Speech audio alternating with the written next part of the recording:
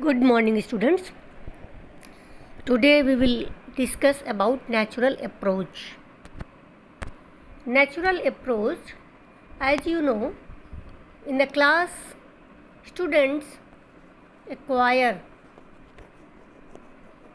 class में acquire करता है naturally. So बच्चा क्लास में naturally जब acquire करता है, उसमें नेचुरली एक्वायर करने के लिए इस अप्रोच का डेवलप किया गया है.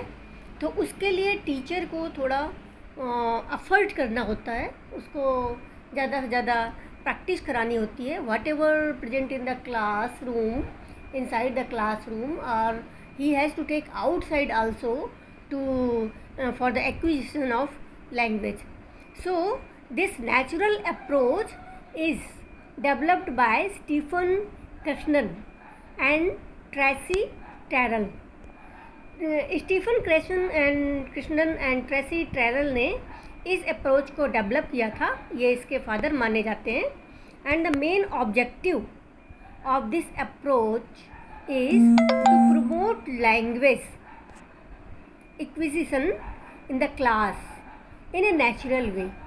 इसका main objective, main aim of this natural approach is that language should be acquired in the class in a natural way without any forcing. बच्चे को ज़्यादा लिखाना नहीं है, ज़्यादा रटाना नहीं है. बस टीचर को एफर्ट इसलिए करना पड़ता है कि बच्चा नेचुरल वे में क्लास में जो चीज़ें प्रेजेंट हैं उनकी हेल्प से अपने जो इन्नेट एबिलिटी है, उन इन्नेट एबिलिटी के साथ नेचुरली वो लैंग्वेज को एक्वायर कर सके. The focus of teaching is on communication. Natural approach के अंतर्गत जो फोकस है वो कम्युनिकेशन पे ज़्यादा रहता है. टीचर पहले बच्चों से कम्युनिकेट करता है, फिर बच्चों के ग्रुप्स बनाता है. दो के ग्रुप्स बना करके कोई टॉपिक दे दिया या अपना इंट्रोडक्शन डिस्कस करो, ताकि बच्चा आपस में कम्युनिकेशन करना सीख जाए.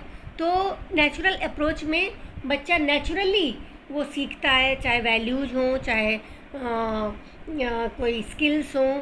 हम बच्चे को अपना दो ग्रुप बना दिया, दो बच्चों का इंट्रोडक्शन आपस में दिलवाते हैं.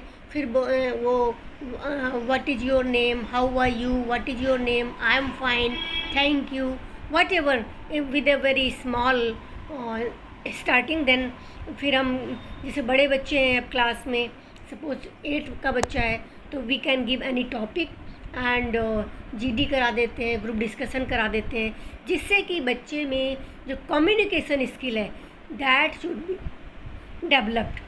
सो द मेन ऑब्जेक्टिव इस नेचुरल अप्रोच का लैंग्वेज को एक्वायर करना है अपने ही इन्नेट एबिलिटी के थ्रू.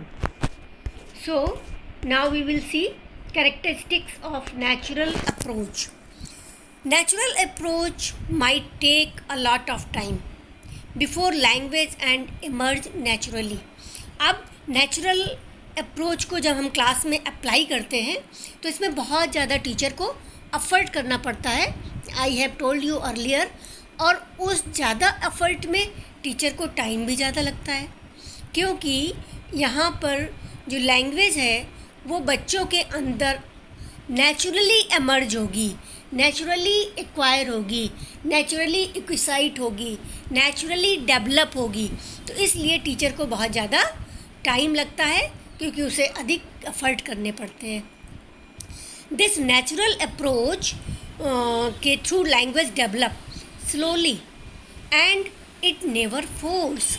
इसमें कभी भी फोर्स नहीं किया जाता है, लेकिन धीरे धीरे लैंग्वेज बच्चों में डेवलप हो जाती है. इसके लिए कांस्टेंट एफर्ट टीचर को क्लास में करना होता है. Not only in the class, but when the students are roaming out of the class, in the garden, in the drinking area, then also teacher observe that they are speaking, acquiring this English language or not. And natural approach give more importance. अब इसमें सबसे ज़्यादा जो importance देते हैं वो vocabulary, बच्चों की ज़्यादा से ज़्यादा वोकैबुलरी इम्प्रूव कराते हैं नेचुरल वे में। हम कोई चीज़ दिखाया, फिर उसको हमने बोला कि इंग्लिश में ही आपको इसको लर्न करना है, इंग्लिश में ही मतलब आपको बोलना है, कम्युनिकेट करना है इस वर्ड को दोबारा। Explosion to English input, this is input, input, और उसमें इंग्लिश इनपुट का हम ज़्यादा ध्यान देते हैं, और इसमें मोटिवेट भी साथ में करते हैं बच्चे को। According to situation we motivate students to acquire the language naturally, and I told you earlier that communication is more emphasized in this natural approach. So in short way I discussed it, as I think it will be natural approach will be clear to you. Thank you. Thanks a lot.